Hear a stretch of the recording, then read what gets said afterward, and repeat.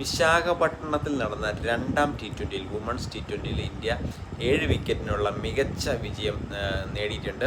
ആദ്യത്തെ കളിയിൽ ജമീമ റോഡ്രിഗ്സ് ആണെങ്കിൽ ഇന്നത്തെ കളിയിൽ 69 റൺസ് 34 ബോളിൽ നിന്ന് 69 റൺസ് നേടിയിട്ട് ഷഫാലി വർമ്മ, അതുപോലെ തന്നെ ജമീമയാണെങ്കിലും ഒരു 16 ബോളിൽ നിന്ന് 25 റൺസ് ഷഫാലിക്ക് നല്ലൊരു കൂട്ടുകെട്ട് ഇവിടെ നൽകിയിട്ടുണ്ടായിരുന്നു.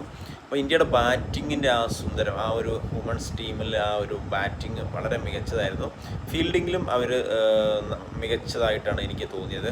ആ ഒരു ശ്രീചരണി ആ ഒരു ബോൾ ഒരു 6 ആയി എന്നുള്ളത് മാത്രം, ആ ഒരു പ്രഡിക്ഷൻ്റെ ഒരു കുറച്ച് കുറവോടെ വന്നിട്ടുണ്ട്. അത് മാത്രമേ എനിക്ക് തോന്നിയിട്ടുള്ളൂ. കാര്യമായിട്ടുള്ള പ്രശ്നങ്ങളൊന്നും, ഒരു സ്റ്റമ്പിങ് നമ്മുടെ റിച്ച ഘോഷ് വിട്ട് കളഞ്ഞു. അങ്ങനെ കുറച്ച് 1-2 കേസ് മാത്രം. ബാക്കി നോക്കുകയാണെങ്കിൽ തന്നെ ഇന്ത്യയുടെ ബൗളിംഗ് ആണെങ്കിലും അവരെ ശ്രീലങ്കയെ 128 റൺസിൽ പിടിച്ചു നിർത്താൻ ഇന്ത്യക്ക് കഴിഞ്ഞു. അപ്പോൾ അവരുടെ ശ്രീലങ്കയിലാണെങ്കിലും അത്തപ്പത്തു മാത്രം അവർ റണ്ണബോൾ, ഒരു 3 ബാറ്റ്സ്മാൻമാർ റണ്ണബോൾ നേടി. അങ്ങനെ അവർ 128 റൺസാണ് അവർക്ക് നേടാൻ കഴിഞ്ഞത്. തുടക്കത്തിൽ ഞാൻ വിചാരിച്ചു അവർക്കൊരു 150 റൺസൊക്കെ എത്താൻ കഴിയുമെന്ന്. കാരണം അവരുടെ ഒരു വിക്കറ്റ് പോയിരുന്നെങ്കിലും ഏകദേശം 5 ഓവറിൽ ഒരു റണ്ണിനേക്കാളും ഒരു 10 റൺസ് കൂടുതൽ അവർക്ക് ബോളിനേക്കാളും റണ്ണുണ്ടായിരുന്നു. പിന്നീട് അവരുടെ ആ ഒരു മധ്യനിരയെ ആ ഒരു 3 ബാറ്റ്സ്മാൻമാർ കഴിഞ്ഞിട്ട് ബാക്കിയുള്ളവർക്ക് ആ ഒരു റണ്ണ് ഒഴുക്ക് അതുപോലെ കൊണ്ടുപോകാൻ കഴിഞ്ഞില്ല.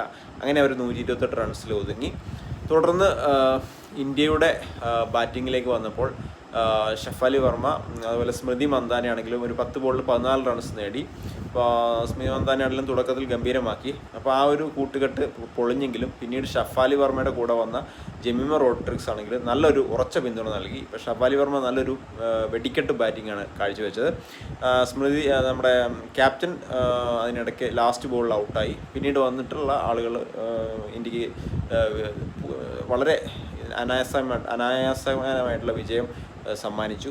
അപ്പോൾ ഇത് വളരെ നല്ലൊരു വിജയമായിട്ട് ഇന്ത്യക്ക് കരുതാം. അടുത്ത മാച്ചും കൂടെ ഇന്ത്യ ജയിക്കുകയാണെങ്കിൽ 3-0 അവർക്ക് ഇന്ത്യ ഈ പരമ്പര ഓൾറെഡി സ്വന്തമാക്കാവുന്നതാണ്. അപ്പോൾ ശ്രീലങ്കയ്ക്കെതിരെ ശ്രീലങ്കയ്ക്ക് ഒരു വലിയ ഒരു മേക്കോയ്മ ഈ മത്സരങ്ങളിൽ കാണുന്നില്ല. സോ നമുക്ക് അടുത്ത മത്സരം തിരുവനന്തപുരത്താണ്. ഇനി അടുത്ത 3 മത്സരങ്ങളും തിരുവനന്തപുരത്താണ്. നമുക്ക് തിരുവനന്തപുരത്ത് എന്ത് സംഭവിക്കുന്നത് കാത്തിരുന്ന് കാണാം.